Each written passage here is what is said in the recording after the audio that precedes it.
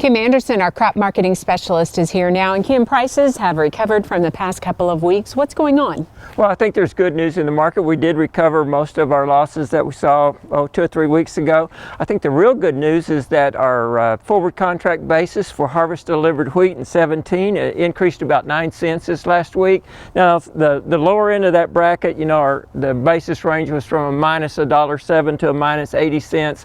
That minus 80 helped pretty good. It now went to minus 77, but that upper level went down to 102, and our average, our midpoint in that went down about 9 cents. And so I think that's good news as we're looking at harvest. That base is coming down. I talked that if we had test weight and protein, that might be down around a minus 70. Pick up another 20 cents on that.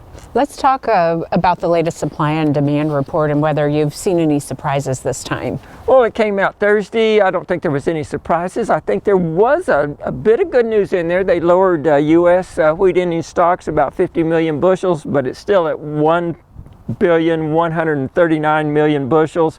The world, they lowered it 116 million bushels. So anytime it can go down, even if the world's still at 9.2 billion, still a record. Less is still better. You look at corn, they lowered the ending stocks on corn a little bit. That was expected. And so I think, minor surprise, but not much. Before we talk about the 17-18 supply and demand in the marketing year, let's talk about what's going on in Oklahoma. We're in first hollow stem time. What's going on with producers and some of the decisions they're making these next few weeks? Well, it's like we talked about over the last month or so. I believe there's going to be a higher percentage of our planted wheat acres that's either going to be grazed out, that's going to be baled, or it's going to be turned under and go to the summer crops. On the average, we harvest about 70% of planted acres. I'm talking to cattlemen. They're keeping those stockers out on the wheat right now. And so I think that supports our idea that we won't harvest 70% of those planted acres. It'll be less than that.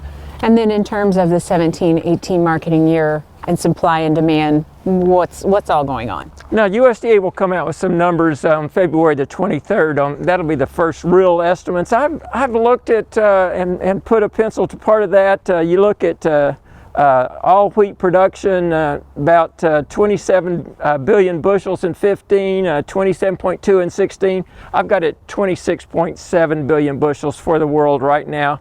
And our ending stocks on the world for 17-18 lowered consumption a little bit. I've got ending stocks staying about the same as they are this year, about 9 to 9.2.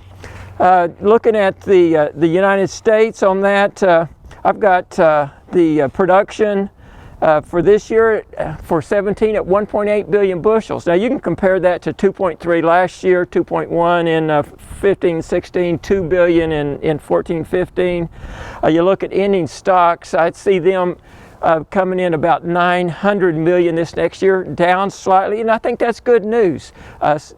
Even to lower world ending stocks, lower U.S. ending stocks, 900 million versus 1,139,000,000. You got a significant, we're getting below that billion bushel level, and I see prices I've got right now at $4.75 for our average U.S. price.